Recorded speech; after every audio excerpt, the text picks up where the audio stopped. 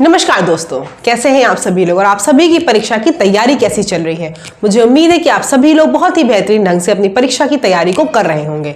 आप सबका स्वागत है दोस्तों आपके अपने चैनल गवर्नमेंट एग्जाम स्टडी में। दोस्तों बात करने जा रही हूं आज मैं यूपीपीएससी आरओएआरओ, जिसका आप बहुत दिन से इंतजार कर रहे होंगे। आपकी 2022 की वैकेंसी जो अभी तक नहीं आई है उसका आप बहुत दिनों से इंतजार कर रहे हो। बहुत दिनों से सुनने में भी ऐसा आ रहा था, आपने अगर मेरे चैनल पे एक सर का इंटरव्यू पढ़ा है जो खुद सचिवालय में उन्होंने बताया था कि आपकी वैकेंसी जल्द ही आएगी, लेकिन आखिर वो वैकेंसी में डिले क्यों हो रहा है, नोटिफिकेशन कब तक आएगा और कुल कितनी वैकेंसी आएगी, इन सभी चीजों को लेकर इस वीडियो में आज मैं आई हूं। उसके पहले दोस्तों अगर आप चैनल पर नए होंगे चैनल को सब्सक्राइब जरूर कर लीजिएगा। अब हम लोग बात करते हैं दोस्तों कि वैकेंसी कितनी है।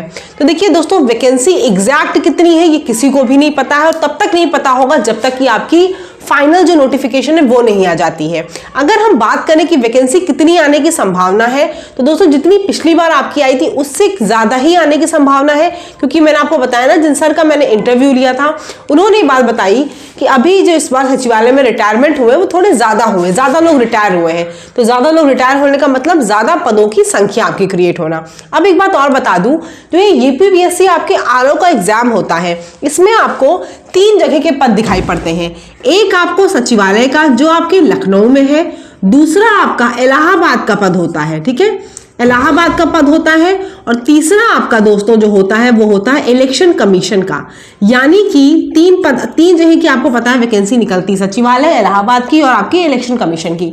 अब अगर हम बात कर लें यहाँ पे, तो जब पद निकलने होंगे तो आपको पता है कि पदों की जो संख्या आएगी वो तीनों जगह से ली जाएगी, है ना, कि कितने पद हैं तीनों डिपार्टमेंट में, तीनों जगह में कितने पद हैं, और उसके बाद कुल संख्या आपको बताई जाती है। एक और चीज अभी हो रही जिसकी वजह से आपका डिले हो रहा है, वो क्या है दोस्तों, जो आपका यूपीपीएससी 2021 है, आपको पता है उसका अभी फाइनल कुछ नहीं हो पाया है। सब कुछ रेडी है, इसमें कोई डाउट नहीं कि रेडी नहीं है, सब कुछ तैयार है, सारी चीजें हो चुकी हैं, लेकिन जब तक कि ऑफिशियल कोई चीज नहीं आ जाती तब तक क्या है आपका ये वाला भी रुका रहेगा, क्योंकि यहाँ पे कितने कैंडिडेट सीट छोड़ देते हैं। हो सकता है यहाँ पे काफी लोग पद ना लें, रिक्त रह जाए संख्या, तो वो भी क्या होंगी आपकी जुड़ जाएंगी 2022 की वैकेंसी में, ठीक है। जो 2021 के बच्चे ज्वाइन नहीं करेंगे, होता उनका पीसीएस में होता है, किसी और जगह हो गया, बिहार वगैरह पीसीएस में हो गया हो, तो ये पद आपके रिक्त हो जाएंगे और इनकी संख्या भी यहां जुड़ जाएगी। तो जब ये आपका फाइनल हो जाएगा ना, उसके बाद ही आपका नोटिफिकेशन 2022 का आएगा। तो देरी आपको समझ में आ गई होगी। देरी का 2 ही कारण है, एक इसका फाइनल रिजल्ट ना आ रहा जिससे कि इसकी वैकेंसी जुड़ जाए, दूसरा अभी तीनों जगह से, तीनों डिपार्टमेंट से बात नहीं हो पाई है कितनी वैकेंसी कहां खाली है, इस वजह से भी आपका नोटिफिकेशन में डिले हो रहा है। लेकिन देखिए, इसका मैंने बताया सब कुछ तैयार हो चुका है और यहां से भी आने में ज्यादा टाइम नहीं लगेगा, बातचीत हो ही चुकी है, लगभग पता ही है 10-12 जो और भी सीट होंगी वो भी पता चल जाएंगी। तो अगर हम लोग जब तक नोटिफिकेशन निकालेंगे तब तक कुछ भी ऊपर नीचे होगा पता चल जाएगा। हम बात कर ले कि नोटिफिकेशन कब तक आएगा। नवंबर तो आपका बीत ही गया, नवंबर में तो आने की बात नहीं करनी है हमें। ये आपको नोटिफिकेशन दोस्तों पूरी उम्मीद है कि मिड ऑफ दिसंबर में आ सकता है, ठीक है। कब आ सकता है? दिसंबर के मिड में इस नोटिफिकेशन के निकलने की पूरी उम्मीद है, ठीक है। दिसंबर के मिड में इसके निकलने की उम्मीद है। अब ये कब निकलता है इसका किसी को पता नहीं है, ठीक है।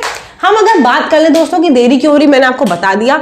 अब हम बात करने आ रहे हैं दोस्तों कि यहाँ का पैटर्न क्या है, क्योंकि ये एग्जाम आपका बहुत ही अच्छा एग्जाम है, सचिवालय का एग्जाम है, आपको पता है पीसीएस लेवल का सबसे ऐसा एग्जाम है जिसको आप आसानी से निकाल सकते हैं।